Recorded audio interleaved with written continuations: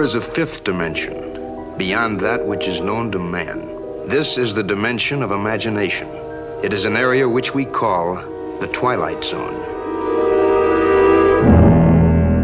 Hello, welcome to another episode of the Twilight Highlight Zone. I'm your host, Jeff Cork, joined today by my buddy, Ben Hanson. Just another episode. I'm starting to get a cold, which I think is suitable because this is the final episode of the regular run of the final series of the Twilight Zone. Before the Franklin episodes and then the following bonus episodes. And then exactly. Whenever we get bored. And that's what I'm saying. And officially trail off from this iTunes feed. I probably said it better myself, but you did a really good job of reiterating what I just said, so that's nice. Hey, Cork, you know what we've done right now? We've watched all the episodes. Every episode of Twilight Zone. Mm-hmm. It's great, wasn't it? It really was. I have that whole picture, and the more I think about it, yes, the more I don't want to dive into 80s. I don't want to dive into 2000s reboot. I don't want to dive into Night Gallery. What do you want to dive into? Well, we've been talking about that. We'll save that for a future date. A Bewitchin Pool? That's right. With Tom Sawyer. No, but I just want to keep these memories pure. I don't want to be confused and think like, God, was that Night Gallery or Twilight Zone? I can't remember what the hell that was. Okay, so you're done with television is what you're trying to say. That's exactly right. That's exactly right. This is great. I blew it up last night. You blew it up. I have to say that we talked about this briefly, that when the Bewitchin Pool was done, Netflix kicked me out to, what do you want to watch next? What did it recommend? Like Alfred Hitchcock Presents and a bunch of other stuff. And I was like, I would like to continue watching Twilight Zone, please, because there's got to be at least one more episode. Nope. That's it. You're expecting like black and white fireworks to go off or something? Some sort of achievement point thing to pop up Keep on your talking. screen? Yep. Okay. That's what I was looking forward to. But instead you get Bewitchin Pool. Should we talk about the episode called The Encounter? Yeah. All right. This is... Oh boy. This is another one of those a couple guys in a room episodes. We ain't got no money. Presumably that's what's going on here. So it starts off with there's an old gentleman, older-ish. This is one of those, like, as I get older myself, I find people's definition of what old is to be more and more offensive. This is like a Cork age gentleman. He's a Cork age gentleman, so not quite walking. If he's got a cane, it's like, look at me, I'm walking with a cane kind of thing. Maybe in a back alley, he'd like use it because he'd actually need it. Okay, let's say that he's probably in his 50s or so. Sure. We'll say that. So he's in his attic cleaning up, and he's walking around, and he sees a sword, and he like looks at it and unsheaths it. It's like a samurai sword kind of thing, right? Uh-huh. And then he puts it back in, and then in the background you see like a bonsai flag. Yeah, this attic's just the filled rising with sun crap. from World War II. Right. So then he throws the sword in disgust, and then right around then, all of a sudden, a young George Takei comes up the stairs, and he's like, "Hey, I'm here to do some yard work." Starts out pretty innocent, and he's like, "Hey, why don't you have a beer with me, man?" Yeah, come up here. You can clean up here for a while, he says. Like, oh, what a great offer. You learn that this guy, George Takei's character, his name's Arthur, born in the USA. But he's like, how can a Japanese man be named Arthur? The other guy makes a point of being like, hey, I'm just as American as anyone else. And that gives the old guy, he's like, hey, look at this sword. I got it from World War II. Maybe, can you translate this for me? And the guy's like, I don't speak and read Japanese. My mom does. Right. Arthur looks at it when the old guy gets a beer. Right. And he looks at it and he says, I'm going to kill him. And that's the stinger before Serling cuts in. It's like, all right, this is really coming out of nowhere, but sure. All right. So then they toast their beers together, and then they start talking, and Arthur immediately is like indignant, says, I don't like being called boy. Some people even call me mister and all this other stuff. Right. So the old guy notices the sword is missing, and they talk about it. Arthur says something to the effect, I know what the sword says. It means the sword will avenge me. Sure. So then they start walking around, and the old guy hears the jungle sounds and gunfire and all that kind of stuff. I think it's a Sounds and Silences album that's playing in the downstairs. Exactly. It's a very rare album. Yeah. There's only 100 of these pressed, actually. And he keeps calling him Carl throughout this episode, too. Mm-hmm. He's like, you look like a Carl. I don't know. He can never quite remember. Yeah. So then he's talking about sneaking up on a guy. And then he turns around, and there's a standoff. George Takei's character has got the sword out, and the old guy's got a knife. And they kind of wrestle around for a little bit. And Arthur has him down, and then he's like, I don't know what got into me. everyone's just confused, including the viewers at this point, because it seems to be an angle of the other guy, the main guy. He has PTSD. Mm-hmm. He's a little bit drunk. As the episode unfurls, you find out that he has more and more issues in his life. Like he lost his job and his wife left him at this point.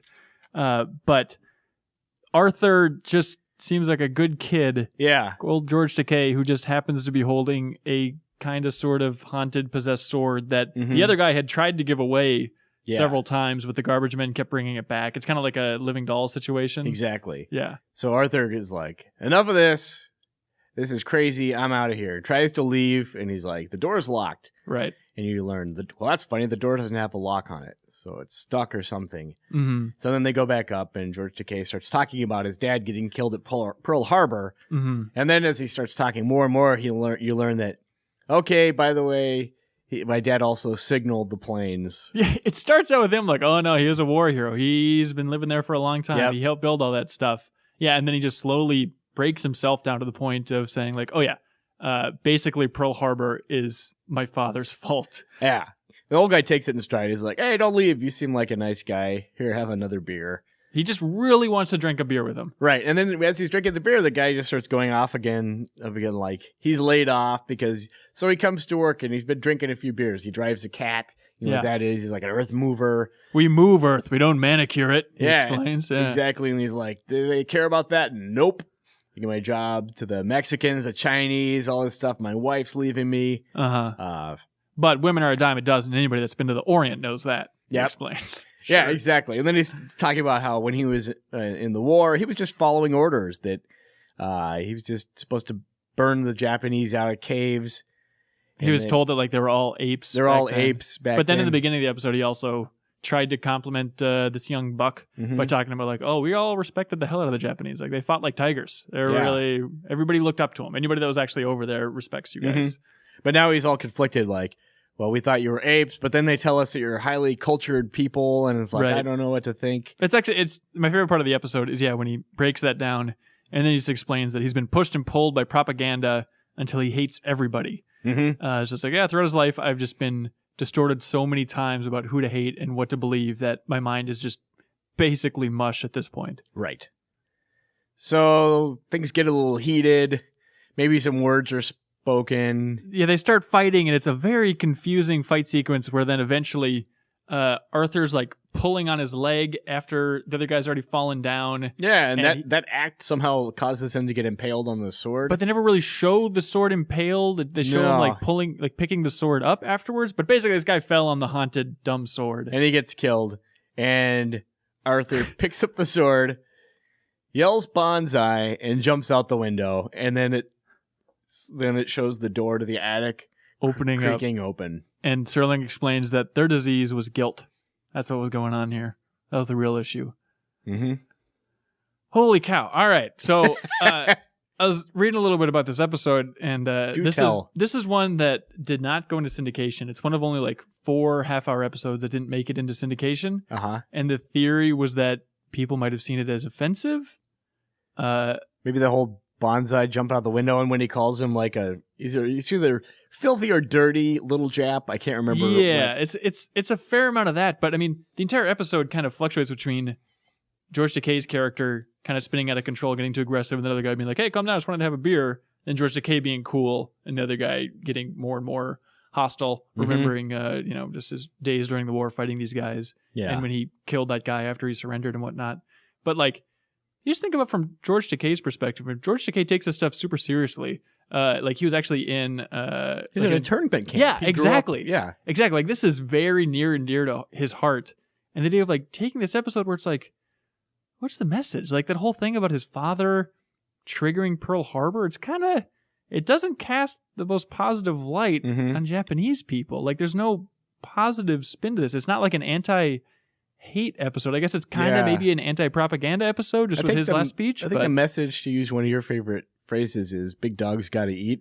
Like George Takei probably needed an acting job and was just like, I'm Japanese. Yeah, it's pre-Star Trek, so why Twilight not? Zone. I mean, and if you audition, they probably at this point were just like, hey, we need a young Japanese dude. You want to appear on the Twilight Zone? Of course And I I'm do. sure he's like, yeah, Twilight Zone, super progressive show. It's Yeah. usually got a good moral standing. Even And if I then can't he's quite see so it. I yell bonsai and jump out of a window? Ugh, color the set black. Hey. But I guess also it was written because the writer always wanted to do a story about like two people talking about this very real conflict in the past, but always in retrospect. It's kind of like the cooled temperament of like modern times, but reflecting on such a heated conflict. But it very much just cemented the idea that like that weird haunted sword angle is just like, it is a big cake of could be good drama, and then they just put this chocolate coating of something about a haunted sword, I don't know, over the top of the whole thing. Never really feels right or developed in any meaningful way, except for that it's like the ring, I guess, and if you touch it, it just slowly possesses you to the point that you have to just take vengeance. Yeah. And even though he was born in the States, he has to channel this Japanese dead man who was wronged during World War II. It's pretty terrifying if you think about it. Yeah, because you could pick it up at a garage sale and Exactly. just start going after this man's corpse, then just stabbing a skeleton. Here's what I'm going to say. This episode is like a 3. Oh, really? The only thing that keeps it from getting a 2 is I like the shot of the door opening at the end. Just the Because concept then it's kind of the... like all of a sudden it's like, oh, wait, it was the addict's fault. The sword is like, oh, why I got to take the fall here. Thanks, addict. Yeah. Helping out a little bit here. Okay.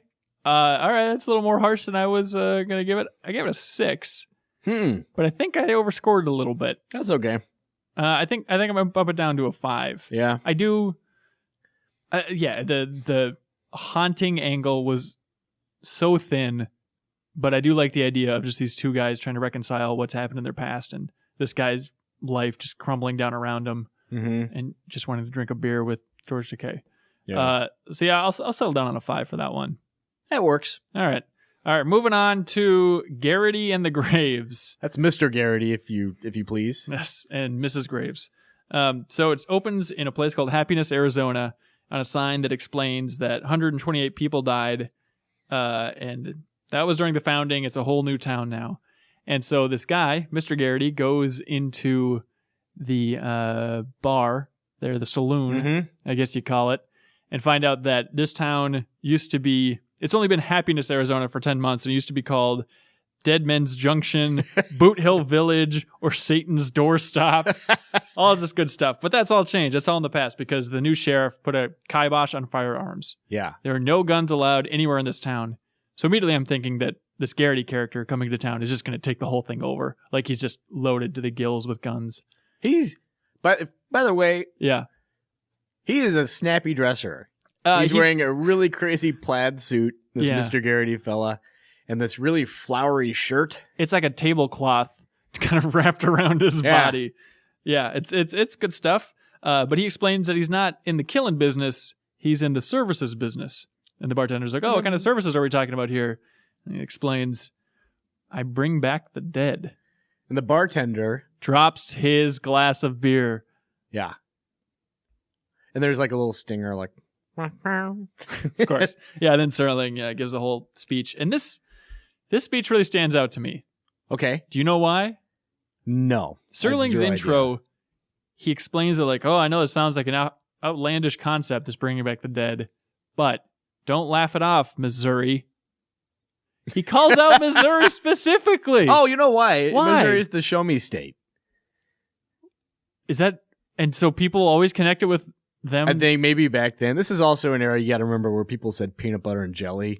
And it's got a really big shoe. Yeah, I thought this was just a weird thing where it's like, hey, if you think you're first in flight, wait till you see this episode. Famous potatoes. But really, no, I thought it was a thing where he's just like trying to be absurd and like calling it out, like looking at the screen and being like, hello, Tony, look at this message. Like just trying to weird people out. So that one person in the audience is going to be like, oh my God. Yeah, exactly. And that he was just going for all of Missouri. I don't know. Maybe, it's a show me state thing. That's a good pull, Cork. Yeah. Jesus. I'm going to be totally, that's totally what it is. Old pulled cork. Yeah, pulled cork. All right. So we come back to it, and it shows the sheriff. And the sheriff, I think they're trying to cast him a little bit like an idiot. Like he's like accidentally pointing a gun at himself, and he's got like some ass kisser friend and whatnot. And then there's a drunk in the bar too, and they're all questioning whether or not this is possible, whether or not this guy can actually bring people back to life. And the old guy explains that he only started drinking, or the drunk guy explains he only started drinking when his wife Zelda died. Mm-hmm. And she was 247 pounds, but not unattractive, mind you. And, he's heartbroken. That's the only reason he drinks. Yeah. And then they hear a commotion out in the street. And all of them died violently except for one. And that Right. was Zelda. Right. And so they hear a commotion out in the street. It turns out a dog got hit by a carriage, which apparently happened back then. And they're all looking at this dog saying like, oh boy, that dog's dead. No doubt about it. And they're all crowding around. And Mr. Garrett, of course, walks up. Garrity, I should say. And explains like, hey, gather around, folks. I'm going to bring this dog back to life. Now, we can all clearly see this dog's dead, right? And they're like, oh, yes, absolutely. And then he does like the South Park thing with Jesus, where he's like, turn around, please. Everyone turn around. And so everyone turns around, and then he just mutters some half Latin crap. And then, believe it or not, the dog is alive. And they're all amazed, and it runs off, right? And the old lady's like, it's devil's work. And he's explaining like, it's not black magic. It's science that I just so happen to have learned in the Himalayas. From years of wandering the Himalayas. That's right. Yeah. And then the drunk Science. guy, then it cuts to the drunk guy, and he's looking at his friend, and he goes, that's way up there. And he does like this weird thumb motion. It's pretty funny stuff. So then at this point, they all get super excited about the idea of bringing back their dead. And so Garrity goes up to the graveyard. Because at midnight, he's going to bring them all back. Right. And he comes back down and explains like, oh, baby, cosmic impulses tonight are just incredible. They'll all start filing down the hill anytime now. And so they're all sitting around in the saloon having a beer or two, waiting for all of their dead loved ones in Happiness, Arizona to come back down the hill. And he explains that the first one coming back is the bartender's brother. And he's talking to the bartender's brother, and he's like, oh, I heard your brother was a real great guy. He was just fantastic. And the bartender's like, no, he was a thief and a skunk. There's a picture of the bartender's brother on the wall behind the bartender, and it totally looks like someone just put a wig on the bartender. Yeah, exactly. Yeah, it's really crappy looking. So he's explaining like, his brother's actually a pretty bad guy, and things have been better off since he's been dead. So he's like, how much would it take to kill him again or not have him come back? I know you revived everybody. You probably should have asked before you did that, by the way, because I don't want my zombie wife coming back. But anyways, how much will it take? And he's like, $750, please. And then slowly over the next couple minutes, more and more people are realizing who's going to be coming back. And they're like, Zelda, my fat wife, she broke my arm 6 times. So maybe I could kind of pay some money to not have her come back. And then like there's the evil villain that was in town that the sheriff supposedly killed in a duel, but then it kind of boils to the surface that he actually shot him while he was sleeping in the back or something. Mm-hmm. So he's like, maybe we should not have that guy come back either. So Garrity just makes a fortune of all these people, making it so that their loved ones will not come back to life. And when the bartender pays him, his brother, the dead guy, is seen in the streets shuffling and limping towards them. And it's kind of foggy, but you can see him. And everybody in town is kind of staring at him. And the second that the bartender gives him the money, then he disappears. He just vanishes right before our very eyes. And everybody runs back inside like, oh, he's gone. He's completely gone. No big deal. So then Garrity gets out of town. He's stopping by the graveyard on his way out to say sorry. He's like, I'm sorry I couldn't actually bring you back to life. That's too bad. And so he's got a little caravan. And of course, you see the dog then, who you thought was a random dog. Turns out it's his dog trained to play dead. And then he's got an actor in the backseat that dressed up like the guy's brother. Yep. He must have done some research then to find out whether or not the guy had a limp and what the reputation was. Yeah, because he said we're going to Tucson next, so you scout on ahead and see what we're up against, basically. Right. And so they drive the carriage by, and then this is the money shot. It's focusing on the graveyard, and then all of the dead rise out of the graveyard and start talking about like, oh boy, you see like the bartender's brother. They mentioned that, that actor really did not do a good job playing you. He really blew it. And all the zombie people then are shuffling towards Happiness. And then you see Zelda, the overweight wife, and she's just immediately excited to break her husband's arm again. The little pipsqueak. It's just like a fetish. Like, what's her deal? She's just super into breaking his arm repeatedly. Oh, yeah. She's going to swing him around over her head and And that's it. Garrity's moving on to the next town, and they're going to be tortured by their dead loved ones. Yeah. So is the overall message here, be wary of witchcraft, and we don't miss our dead loved ones as much as we think we do? It's like a morality sandwich in a way. How so? Or at least a 2-layer sandwich. Yeah. My favorite kind. Maybe don't mess with pretending you can do something like that, even though he doesn't have to deal with the consequences. So it's really a good message for him. He just made a crap load of money. Maybe don't shoot people while they're sleeping. Yeah, so the sheriff is the ultimate. Get your arm broken repeatedly, I suppose. Don't remember somebody named Zelda. Why did these people come back? He was completely by himself. Why did he actually go sing some incantation at the graveyard? He could have just walked up there and then walked right back. I think that was for our benefit. Oh, so you're saying it didn't actually happen and that it's a TV show episode? No, I want to know how that guy disappeared when everyone was watching. Like, immediately, like, there's no way that he could have gotten the message that, like, this guy's paid up, so now disappear. Yeah, it should have been just, we see it, and it should have been more hazy instead of every townsperson. But I guess they needed a reason to pay up so quickly. By the way, how many times has he done this? And there's never been a single person that actually wants to see their dead loved one again? Everyone just comes around and realizes that they were a piece of crap? Yeah, it seems like, especially you're going to Tucson. Right. Someone had to have lost, at the risk of getting super grim, like someone had to have lost a child and would have been super excited about that opportunity. Right. And now that I think about it, I had to wipe his butt all the time. How about I pay you? How about I pay you to not see my kid again? Jeez. Oh, speaking of kids, you'll never guess what exact moment my kids walked into the room when I was watching this. When they're busting up out of the graves at the end? Oh, yeah. It's like just almost as though they were on cue. It was great. Good moment. Have they seen Thriller yet? Yeah. Okay, well, the Thriller is terrifying. Well, they haven't slept since then, but this just further cemented wandering it. the halls of the house. Yeah. That's when they happen to come across this one. Every time they turn on the TV, they just see someone rising from the grave. But I like this episode.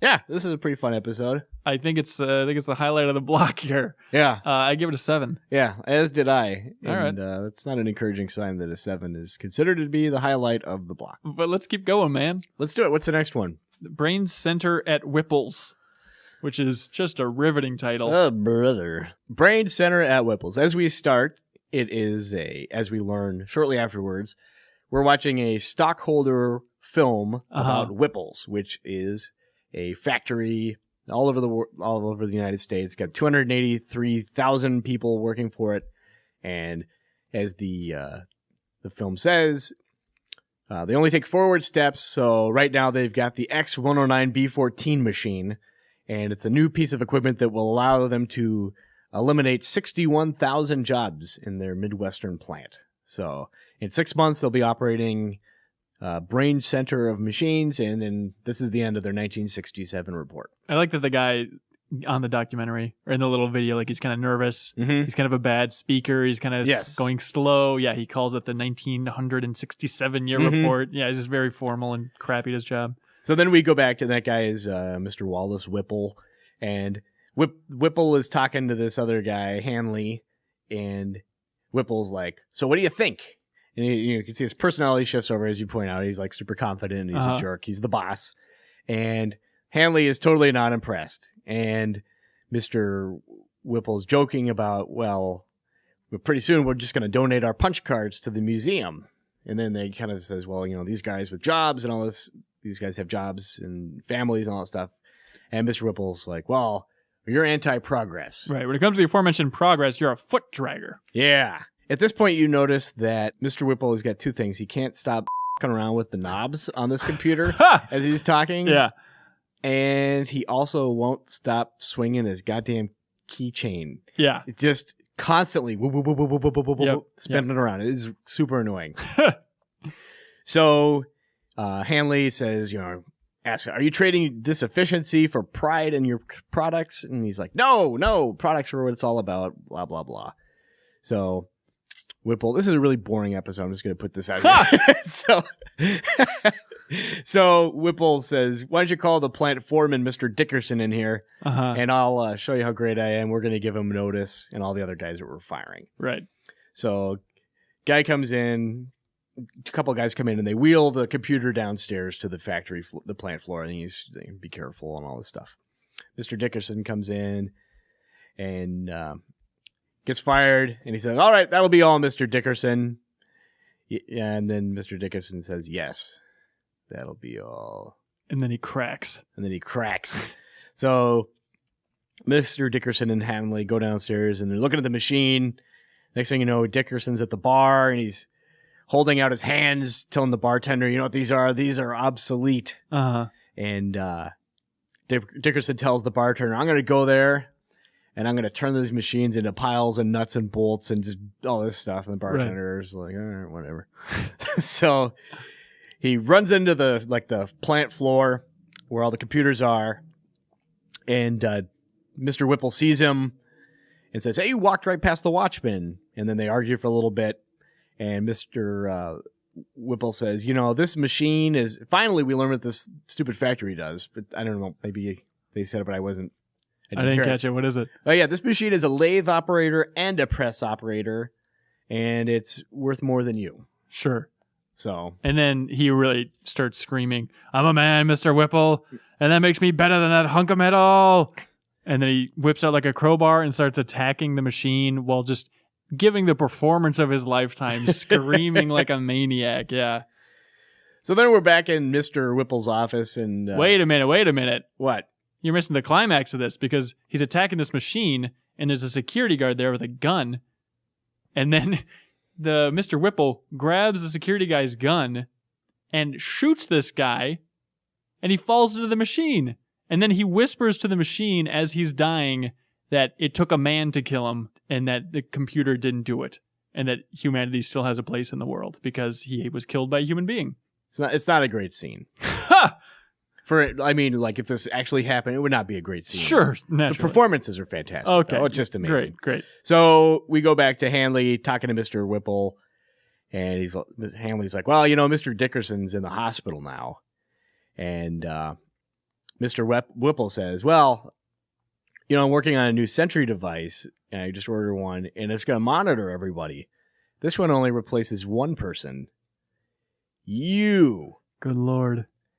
And at this point, you can never guess where this episode's going. No, never. And Hanley's like, well, he says, I was going to quit anyway.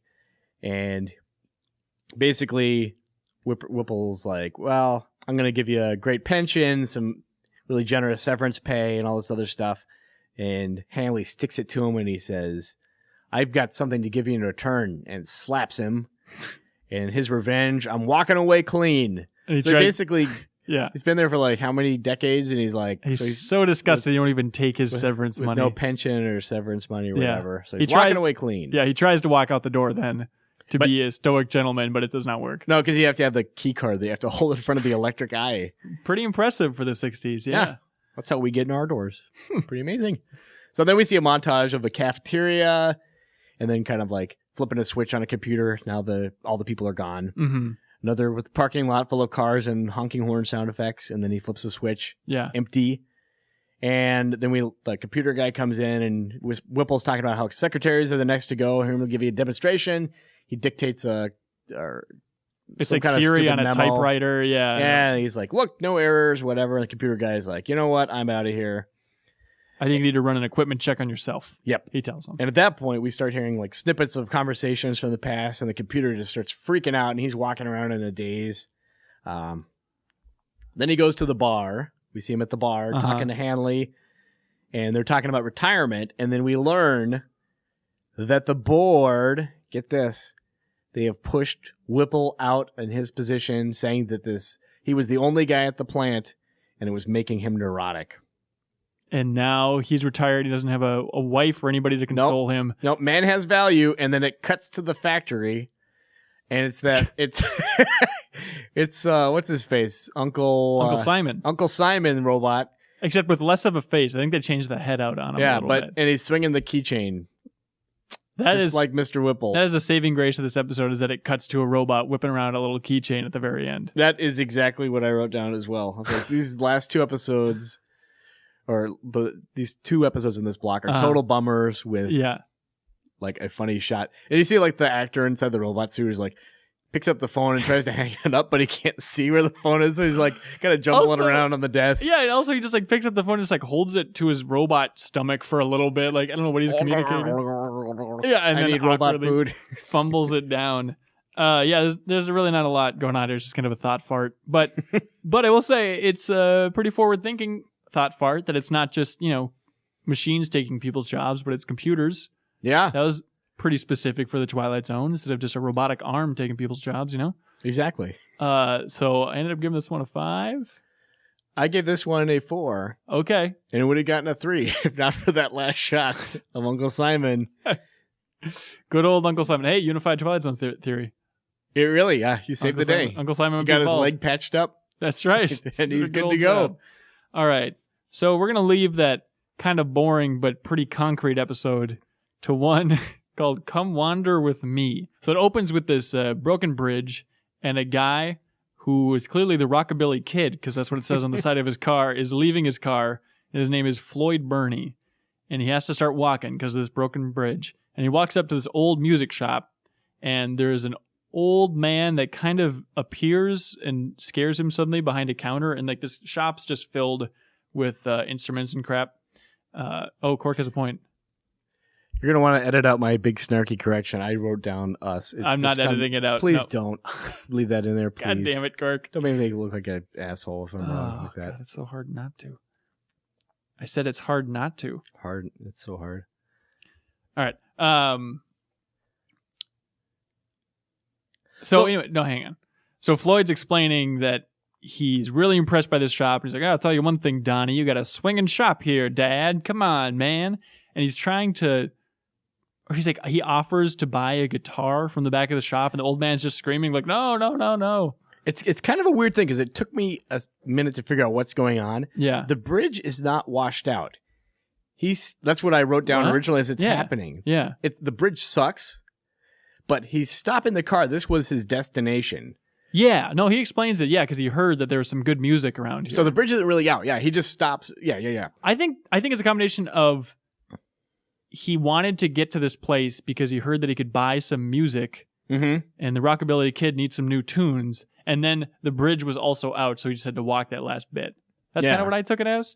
The way it was shot, maybe it's just like he was missing a transition between the two. It made it seem like it stopped, he walked across the little gap, and then he was there. They didn't do like a long shot of him walking farther. God, I hope at some point there's long shots of him wandering around. God, that would be great. It'd be cool. Well, let's get back to wandering. All right, so he's explaining that he really wants to buy some music.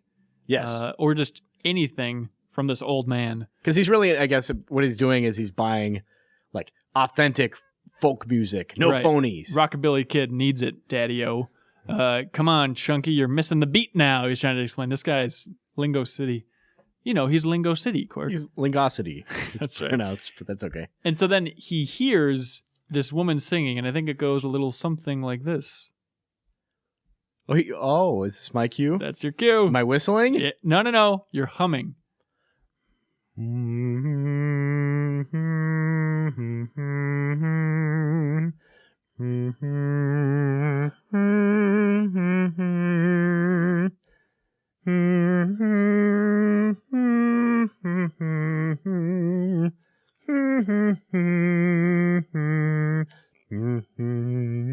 Very impressive that you can remember all that. That song has not left my brain. Why? Since this episode. Well, the first time I heard it, and the Rockabilly Kid heard it. Yeah. And he was just immediately like, whoa, I gotta go hear this. I was just like, what are you talking about, Rockabilly Kid? This song sucks. And then they play it a whole bunch of times, and I would go outside like it was like the smell of a cooling pie in a cartoon if I heard this song right now. So you're saying the Rockabilly Kid is fully justified for hunting down this song and wanting it so badly? I'm amazed that he didn't just bludgeon that old man to death on the way out of the barn to find the source of this song. So, yeah, he hears the song, apparently coming from the woods. He wanders out into the woods to find this dumb thing. And he grabs the guitar, like he's like, I'll buy anything. And he has like an old guitar at this point. Before that, he had a flashy guitar. Right. And so he wanders out in the woods. He's walking by, and he sees a gravestone. I don't think he sees it. He doesn't see it. I'm sorry. But he walks by a gravestone, and that's Serling's cue. but the gravestone has his name on it, Mm-hmm. and then it labels him the Wandering Man. Yes. And Serling asks if somebody can be in two places at once.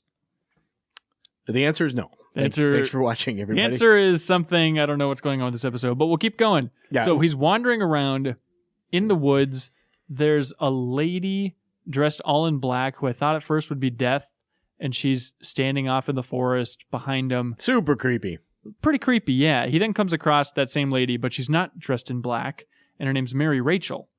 And because the lady in black, he's walking, and you see her in the background. Right. And then he does the thing, the camera pans just enough to where when he turns back, because he hears some crows, yeah, the lady's gone. Right. Some mysterious stuff is happening in this musical wood. And so he finds the lady who's singing the song. He tries to argue that song is in the public domain, even though it's the first time he's heard it. Yeah. And that he should have it. And this is where the episode gets really confusing, because she's explaining over and over again that the Rayford brothers made her promise that she wouldn't sing it or give the song away. And the guy's like, Rayford brothers, who are those guys? And he's like remembering all these other musical brothers that are touring the country that she might be thinking of, and he can't quite place who these Rayford brothers are. And she's trying to explain that this song is not for sale. And he's like, oh, anything can be bought. All I got to do is find the tag. Hey. So then he starts singing with her, and like they dub in this super deep voice while he's singing. It does not sound like him at all, because he's normally just a weaselly, slimy little guy, right? So again, I'm still confused by the premise that he's so desperate for a new song, he drives out to the middle of the wilderness and begs random mysterious women in the forest for the rights to this song that she's humming. Well, as his car advertises, he's desperate because his other tunes include Your Tears Ain't Enough, My Honey Tree, and Baby Don't Hang On. There we go. So at this point, the public domain is looking pretty good. And so, because this lady, she's like, so weird. Yeah, it's super weird. And she says that he can have the song if she loves him forever and whatnot. Yeah, and you can't see me again. I'm bespoke. And he's like, I need that song. And she's like, promise you'll love me and kiss me forever. Yeah, and he's got like some field recording equipment, right? Like you mentioned. Yeah. And then so he's recording, and he's like, we just got to keep doing it. And then, but they're like making out for a little while he promises her that they'll be in love forever. Yeah, it's and then like crazy afternoon. And then the camera like zooms through the bushes and moves around, and then the Mary Rachel all in black is standing behind them, kind of watching them make out. It's a spur of the moment situation, son. Oh boy. And I think that's the stinger. So this is where it comes back, and he's still trying to figure out what the song's about, and she explains that it's about love. And then the Rayford brother shows up, and he shows up with a shotgun, and he's like, I know you're the singing man, ain't ya? But he's talking kind of like a zombie, and he just like raises the gun and like points it at him. And he says that folks heard that he was sugar talking this Mary Rachel. Yes. They're in the middle of the woods. Who is this guy getting this information? So he says he's going to talk to Billy Rayford, and she says, don't. We're going to go to town. You said you would buy me things, bells and beads and bonnets. Right. Bells, bonnets, and bright beads. Perfect. So he's fighting with the Rayford brother. The Rayford brother gets shot with his own gun, and then the recording starts playing things that are happening. Kind of like you lured him under the willow tree and all this stuff. Yeah, very specific stuff about the tree and tree being broken and all he's this like stuff. Trying to break the machine because he's like, what is going on with this? Yeah, he knows that it's super current, that something's not quite right. And so then she suggests like running this time, as if this has happened again and again and again. And so then she is then in black telling him not to run after he's running through the woods for a little while. And he still keeps running. He ignores her this time because he doesn't know what's happening. And trust me, no one knows what's happening. He runs to the old man. Yes. And he's like, I'm Floyd Burney, you old man. I'm the rockabilly boy. And then he picks up a song and he plays the guitar. It's like the funniest thing. It's like, hey, my honey tree, come on, man. He tries to play one of his hits to try and convince this guy to let him buy the song. Or he's just like, you got to help me out. Yeah, so he plays that song for it, whatever. It is absolutely hilarious. He then beats the old man to death Just for no reason. He just like hits him over the head and the old man's dead. And then the old Gatlin brothers or the Rayford brothers start like walking up and he sees the shadows. Yep. And then he's murdered by the Gatlin or the Rayford brothers. Yes. And then Serling explains that he got his final top billing on his tombstone, which is everything he always wanted. But it didn't say Rockabilly Kid. It said the Wandering Guy. It said the Wandering Man at the beginning, though, too. Right, but that's not top billing. Wouldn't he want his tombstone to at least say Rockabilly Kid? Yeah, you'd think so. Oh. What the hell's going on in this? He's dead the whole time? He's going to be dead later, so this is all in reality? Is that woman death? I needed to discuss this episode with you to try and comprehend if there's some deeper logic here. Yeah, I wonder if this is just like some kind of time loop that always happens, and then obviously she's trying to help him break out of it by singing. It's like totally a spur of the moment thing where like you know what I mean? Like where she's kind of watching over herself but is not helping because she's actually the one who's causing the situation in the first place. So by singing this song that lures him into the woods, it sets everything into motion. And I'm bespoke to him, and they're in love. And so, yeah, since it's a time loop, that's why his grave is already there. And then, but have they always only known each other for a few hours? I don't know. And then maybe that's why she was wearing black when she visited his funeral grave. So that's like post-grave version of the lady, Mary Richard. This is a real mess. It's a real mess. I will say, I thought it was going to be more Jess Bell as soon as that first song started. Oh, like, yeah. Oh, dear. Yeah, I know. I would have helped, though, to have a narrator. Anybody explain what's going on. I would have taken a living man singer, just anything to try and help me parse what they're trying to convey or what the point of it all is. Yeah. I guess I'll give this one. I like a mystery, but I don't think there's a real mystery here. I think it's just super sloppy, kind of Twilight Zone in its last breaths. Yeah. So I'll give it a 4. Yep. All right, dude. Moving on. All right.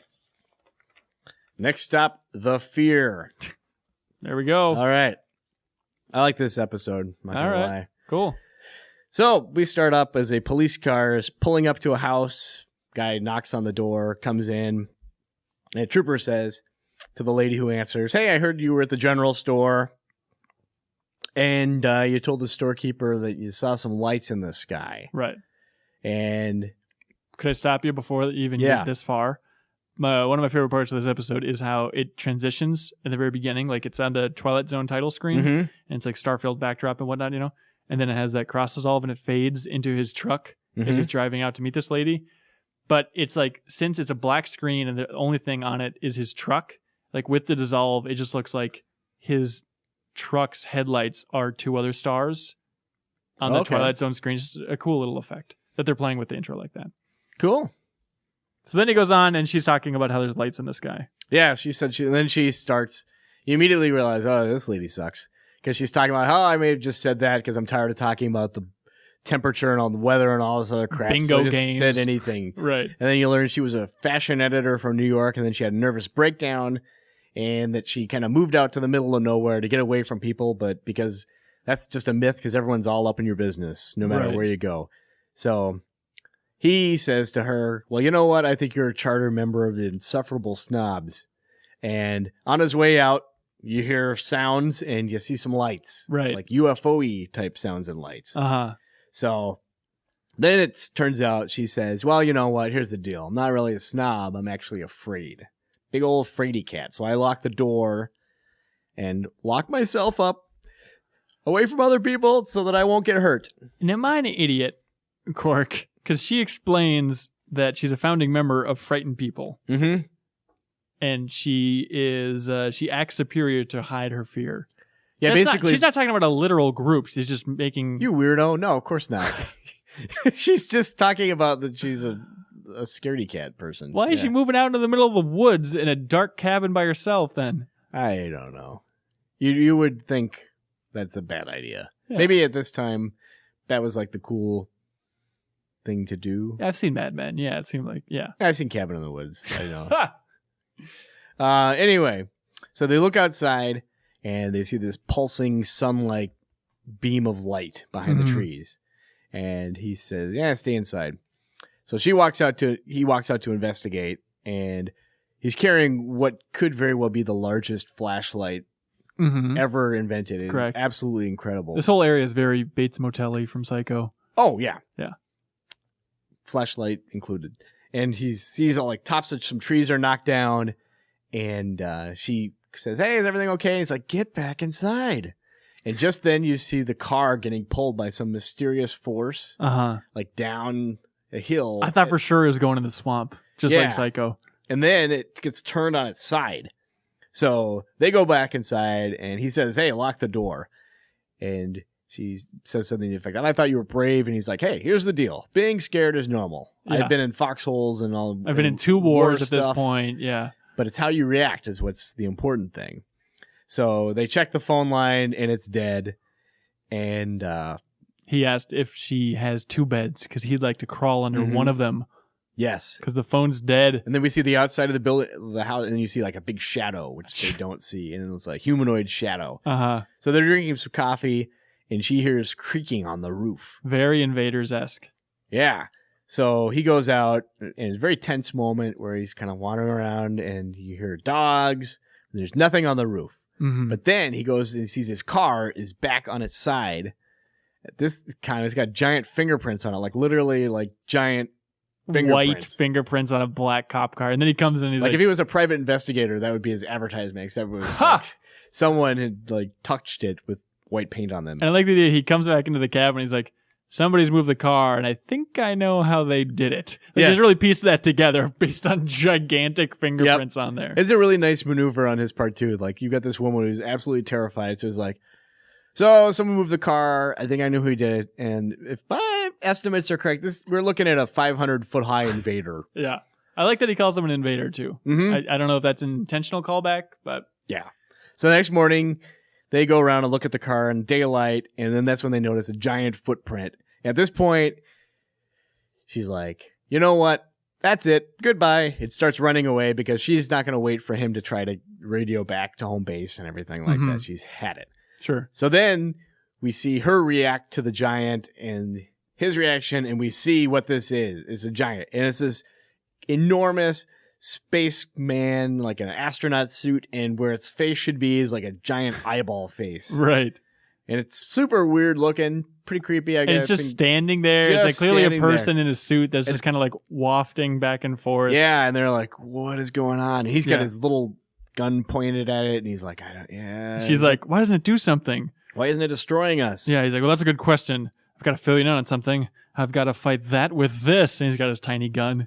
And he walks forward, and he just starts doing ta-ta-ta, taking his shots. And then at that point, it starts getting really windy. And like they're falling down, and then you see like the posture of this thing kind of was like slumped over as though it's wounded, and then you realize, oh, that's what's going on. It's totally a balloon, and they're very happy about this. Did you know what was happening right when they took a shot? I thought that like being silly. I was like, ha ha, it's a balloon. Thinking, oh, and it's probably some kind of wind ray. No, it's a balloon. Yeah, it's total balloon. But then you think like, oh, this must be some test or some. That's what I was thinking. I was like, how did the balloon get there? And then we see it's this tiny little UFO. It's probably the size of your kitchen table, and he like waves her over and he's like, hey, look at this. And suddenly they're not scared anymore. Not scared at all. And you see these tiny little guys that look like the alien balloon guys. Yeah. And they're like, calling home base or whatever. Our mission to scare the Earthlings is a failure. They were not freaked out by our giant balloon and our painted fingerprints. And that was quite an effort for them to paint those fingerprints. And the magnet we used to pull the car and all this other stuff. I was just thinking that like one footprint they made. Oh, it must have taken so long. And then, then they fly away, and the guy is like, well, I wish them luck. Suddenly we're rooting for these freaky effing things. Yeah, and then she says something like, hey, well, what if they come back and they're bigger, right? She's the one who says that, and he's like, I got a feeling you'll spit in their eye. Yeah, yeah. And there we go. I think it continues the Twilight Zone's obsession with big things and small things. That would be my obsession. No, that's your obsession. That's right. I get those two confused. Yeah. Man, I would actually be more scared of the small aliens. Like right when I Really? I think this was a pretty good episode, and the idea, I think just the invaders is so strong too that it's like, oh, more people in a house and they hear little aliens on the roof. Like, Yeah. maybe I've just seen Signs too much, but I love that shit. Oh God, I love Signs. Okay, By the way. good. And so just that idea is super alluring. But then when you find out that like, oh, this thing's 500 feet tall, it's like, oh, well, now I'm not scared of it anymore because you can just see it walking through the woods. Like it's no big deal. But like the idea of like, even those super small guys running around your house, that's terrifying. They really blew it. But they should have thought about things. They should have talked to the Americans for the U.S. space program and the invaders because they knew how to do it. Oh, I'd like to see the war between those two. Yeah, the little wart rays they could use. Yeah. Oh, well. I wonder what would happen if the little guys from this episode landed on the planet of the giants from the invaders. Oh, gosh. Imagine what that would look like. They could go up the They're nostril. much smaller. It would take so much more work to get those fingerprints going. She would punch that eyeball balloon right in the face. It would just be her size. It'd be like a blow-up doll in her bed. She's like, could not She's stand just it. stroking its eyeball helmet, taking to her Falls in big love with her grunt crude noises. bed, kissing him on it. Mwah. Mwah. Don't leave me, Jeffrey. I ended up giving this one a 6. I think that the more I give this one a 6 also, but I want to talk myself up to a 7. Just because it's fun. It's a really fun episode. It's not great, No, and it's just one more bang on that old small big alien drum. but it's really fun. I think it's a fun episode, and I'll take fun. We just experienced, was it like, what, 3-4 episodes ago at this point? Like the giant alien that abducted the two people on their wedding, or they're not quite their honeymoon. I guess it wasn't. But like just that idea of like, oh, we just saw that. But this was not a giant alien. But they were the giant alien. The people were? Yeah. Yeah. But we're not aliens because we live here. Oh, I see. Okay, sure. No, I'm with you that it was fun. Yeah. I thought the lady looked like Hillary Clinton, and she did a real good job. Okay. Here, honestly, am I just a complete idiot for not picking up on that line in the beginning where she's like, "Oh, I'm a member of the Scaredy Cats Club"? I took that completely literally, and then when I saw the big alien at the end, I was like, "Oh, I bet that like the Scaredy Cat Club like lined that up and like inflated it as like a test, The Scaredy Cat Club, just to see like what would happen, and like they're trying to like break her of her scarediness. That's why they put her in that cabin. What kind of costumes do the Scaredy Cat Club members wear? Ah, welcome to the Scaredy Cat Club. I don't know. I didn't think about it too much. Okay. All right, coming up next, coming in hot. We got the Bewitchin Pool. That's with an apostrophe, just in case you're wondering. Mm-hmm. All right, so the best thing about this episode is the way it starts. This is a super weird episode, by the way. Man, is it weird. It is. We'll get into it. Oh, will Let's we? talk Okay. about this episode. No, let's just end it right here. Okay, should sure. we recap it? All right, for the final episode of the Twilight Zone, it opens up with a mother saying, "Children, your father and I are getting a divorce." Yes. Just right out of the gate. She's saying that the kids have to choose where to live. They're going to go with their father. And then the daughter starts speaking. And this is the first real knock against this episode, which otherwise starts with a cool, bold sentence. But the daughter's voice is super annoying, and they dubbed it over. I wrote down, what the is up with this little girl's voice in all caps? So it turns out that it was like a rookie director on set, and apparently the audio was super rough for the little girl, and they're also worried that she had too strong of a southern accent. So they got some other lady to dub it over. Everyone else's mics were fine, but just this little girl, they decided to dub it all over for all scenes except for when she's in the house with Aunt T. It is bad. It's really, really bad. Also confusing because this little girl is Scout from To Kill a Mockingbird. Same character. And What are you talking about? The same character? It's the same actress. No, it's not. Yeah. Only here she's called Sport. That's the confusing part. So, Kill a Mockingbird, the kids' names are Scout and Jem. This episode, the kids' names are Sport and Jeb. It's like the Chinese knockoff version of To Kill a Mockingbird. And just as good, if you ask me, frankly.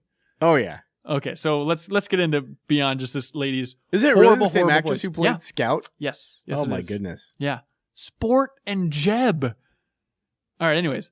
So the kids do not like to talk about divorce with their parents, and so they freak out, and they run and jump in the pool, and there's... First time watching this, they're screaming something about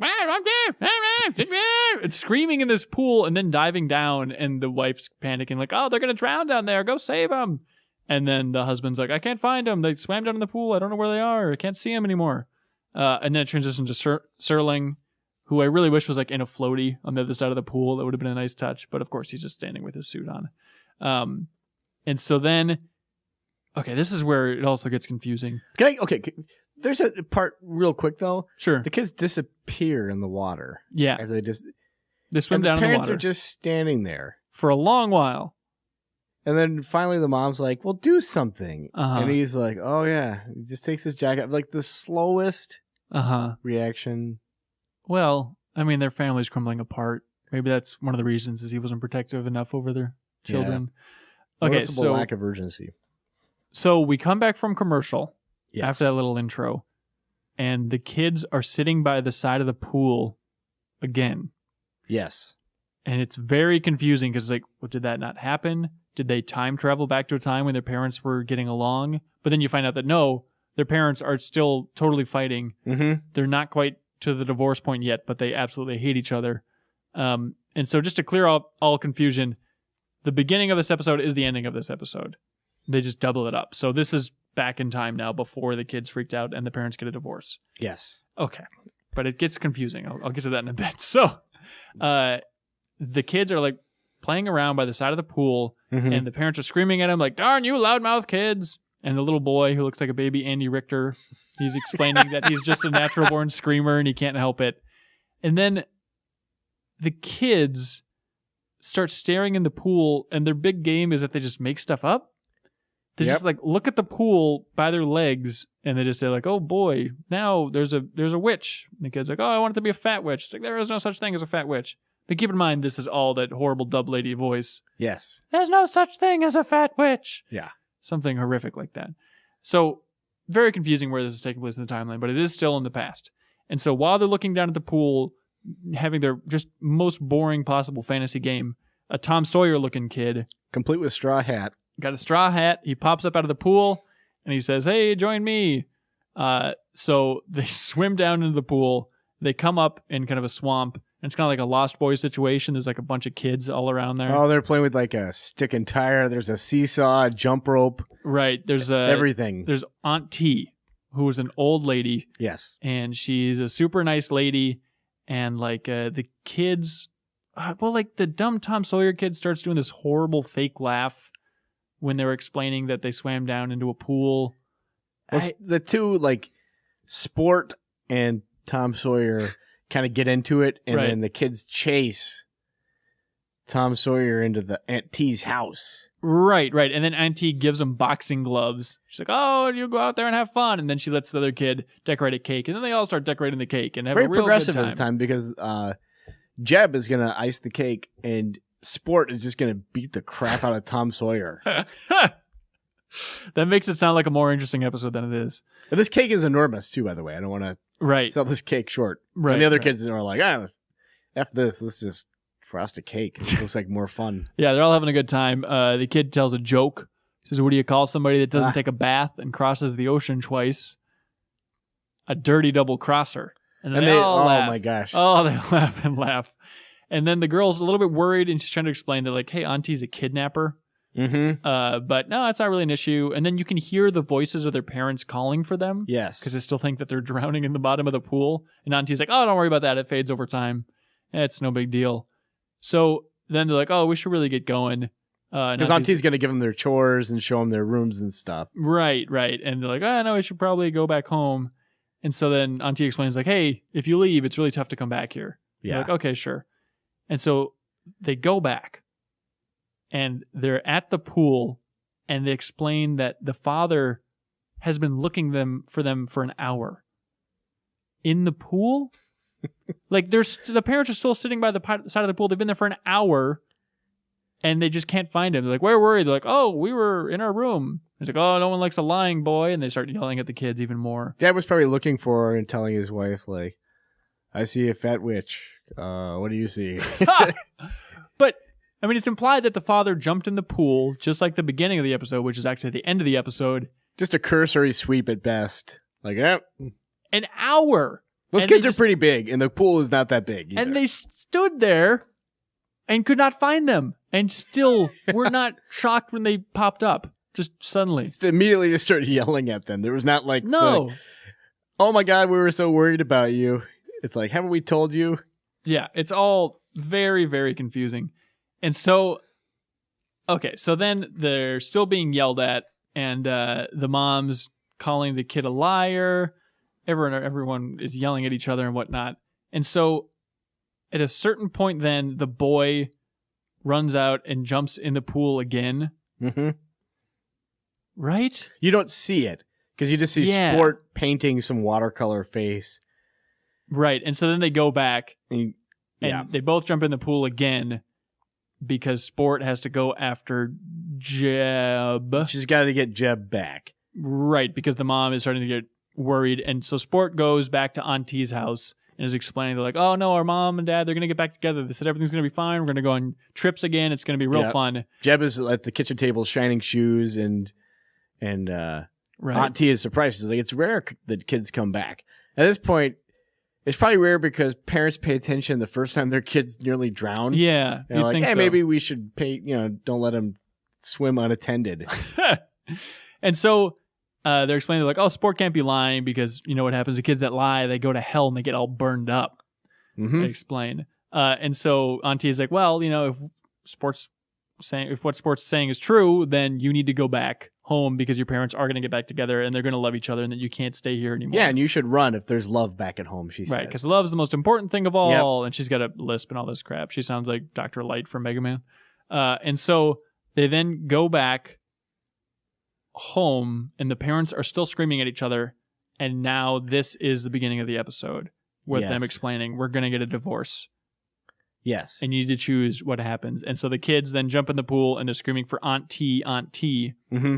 And part of the argument, though, the climax of it, the daughter Sport is like, it's our fault you're getting divorced. And the mom's like, well, I'll tell you one thing. We wouldn't have stuck around as long as we have if it weren't for you. Right. At that point, they were just like, see ya. Dive in. And so, it's kind of cool that they have to take a couple dives down because they can't get to Auntie again. Like, the portal isn't working. Right. Or some crap like that. Eventually, it seems like the portal is working because they aren't coming back up. And the father, like the beginning of the episode, because it's the same shot, he's hesitant to dive in the pool. But what's confusing about that is that he already did it. He's already dove in the pool once and searched for him for an hour. Like, this has already happened in this timeline. Mm-hmm. You know? Yeah. It's just a bizarre notion. But yeah, so he eventually dives in, like at the beginning of the episode. And so then the kids somehow made it to Auntie's again, even though the portal is very tight and tough to squeeze through. They're eating so much cake. I imagine the portal's moving around on the floor of the pool. You need some chalk. You can exactly. It's exactly like that. Yeah, that's what I envision. Unified theory. And so I guess the lesson is that... Well, wait. Oh, so... They're diving in again. Yeah. Dad's diving in again, and the kids are getting served giant cake, and they're eating all the cake. Oh, yeah, and they can hear the parents You can hear the parents, and then the auntie says, well, what's wrong, Sport? And then Sport says, oh, I thought I heard something. Can I have more cake? Yeah, just the parents are drowned out forever. Whatever, man. And so the lesson is, if your parents are arguing, kids need to swim to the bottom of the pool and stay down there as long as possible repeatedly. I think that this episode can be summed up with a single word. Please. Misguided. Misguided. Because I think that they're trying to go for a really heartwarming kind of story. Uh-huh. But this is really f***ed up. You know what I mean? Like, encouraging kids to kill themselves. Like you said, if things are bad at home, that these awful, miserable parents, that there is something better if you would just hang out underwater for a while. I mean, they're trying to make it seem like the Peter Pan fantasy. Yeah. It's like this crazy fantasy land that you can get away to and whatnot. And then the fact that Aunt T is nice and sympathetic, I think makes it worse in a lot of ways because it makes this kind of like an alluring fantasy land. Mm-hmm. Yeah, no, I'm with you. I like the idea of seeing like a dysfunctional family in the Twilight Zone and some parents blaming the kids and the kids blaming themselves for a divorce. Like, it's an interesting idea. Like what's inside the box, but with kids? What's in? Yeah, basically. But yeah, it just is not interesting. This is one of those episodes when it was over. This was the last one of the series, and it was like, ta-da! Wow. Yeah, it definitely didn't go out as strong as it started. Mm-mm. And fifth season, I think, was pretty good overall, and it sucks that this last block was a lot of Yeah, it's not so great. I'm curious to see our average scores. Hopefully that that listener is still piecing that stuff together. But I gave this one a 4. Yep. You're in the same boat? Yeah. Okay. Yeah. Oh, yeah. It just really, this episode really bums me out. I don't know what it is. I just don't like the idea of that message at all. Uh-huh. I think it's super shitty. You think it's weird as a parent? I just think it's weird as a person to think that it's totally encouraging people to kill themselves. Because I don't think that we're to believe that if I'd go that far. You don't think that the portal is just coincidentally at the bottom of the pool? Like it was not the same situation as like that one portal that appeared by that girl's bed. Yeah. I know they had to find like an out of the way place. It would have been. I don't think it would have been as harmful, in my opinion, if it had been like behind a wall. Sure. But the fact that they're putting it at the bottom of the pool where the subtext is quite obvious, drowning, you know, Yeah. and the fact that the kids are like visual, appearing or disappearing temporarily. Yeah. There's something supernatural at work. Clearly, I mean, it's freaking Twilight Zone. What do you expect? But I don't know. The whole under the pool thing is, I think, pretty lame. Okay, that's fair. What episode's next, Cork? Well, next episode I think is going to be Franklin's, isn't it? Yeah, Franklin's season 5. Now, how is this going to work? Yeah. Are we doing Franklin's for season 5? Yep. Followed by Mega Franklin's? I think it has to be the Mega Franklins. Yeah. That's going to be tough. Yes. Because I'm going to read through all of my notes again, and I have a crap load of notes. So what would a pull on a Mega Franklin slot machine be like? Would it be you pull the handle and it's just tiny Franklins instead of the bar symbol? It's just 3 Franklins? Right. I think that's how it has to go. That one's going to be a beast. Yes. And so next week, you want to do the Franklins for season 5, and then right after that? We may need to think. For the Mega? Well, we'll do Franklin's next week. And then we can discuss then. Right. Whether or not we're taking a week off. Okay.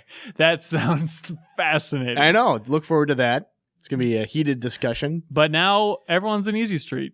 We don't, I was going to say get to watch any more Twilight Zones. All right. It's all over, man. We don't need to carve that out of our schedule. I don't need to worry about that crap anymore. Yeah. It's always a thing of like, oh God, the night before I'm going to have to spend 2 hours watching Hulu ads so I can be caught up. I still enjoyed it up until the end, and I'm very happy to say that I've seen every episode now. Yeah. But it was a little bit of a haul at times. So many ice cream commercials. So many. All right. Well, thanks for tuning in for our dumb analysis, if you can call it that. Our exasperated recaps of every Twilight Zone episode ever. Yes. And if someone would really like to break down why they liked, what was that episode? Pool? Yeah, did anyone really like the Bewitching Pool? And also, if someone could break down Come Wander with Me, like if they feel as though this episode makes complete sense, I would love to hear a rational explanation on that. Or at least some theory that they've shoehorned in, because I don't think even the writers had any idea what was happening. I think it was just a real mess, just kind of a turd at the end. All right. Well, let us know in the comments, because I would appreciate that. That sounds good. All right, but otherwise, thanks for listening, and we'll be back next week for the Almighty Franklins. All right.